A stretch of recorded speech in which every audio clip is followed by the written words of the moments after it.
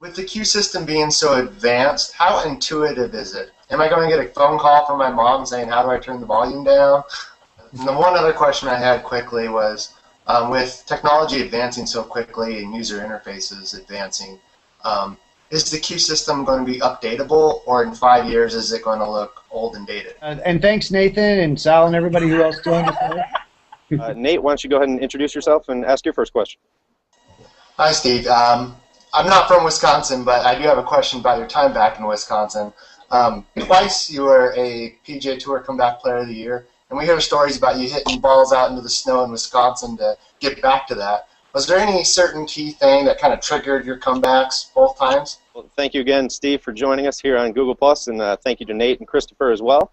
So let's go to Nathan real quick. Nathan, thanks for joining us. Would you like to ask Mazen a question?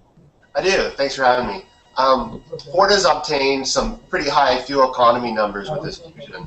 To obtain those numbers, do you guys use like a low rolling resistance tire like the Michelin Defender as the OEM, or what kind of considerations do you take into account for that?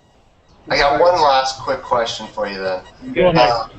In the American Le Mans Series, Michelin sponsors the Green X Challenge, which spits out a number for each of the race cars. Has anyone calculated that out for your vehicle? That's a very good question. The answer is we haven't yet. But now that we've done a test at Petit, we should be able to. I must put that on my extremely long job list, because that's actually something we do need to look into. So thanks again, Nathan. Thanks, Ben. Yeah, Thanks, Good guys. to see you. Cheers, everyone. Bye. I hear that next year they're going to be doing some standing starts like F1. How do the drivers feel about that? We want to thank the fans for, Nathan for being there. For, thank you.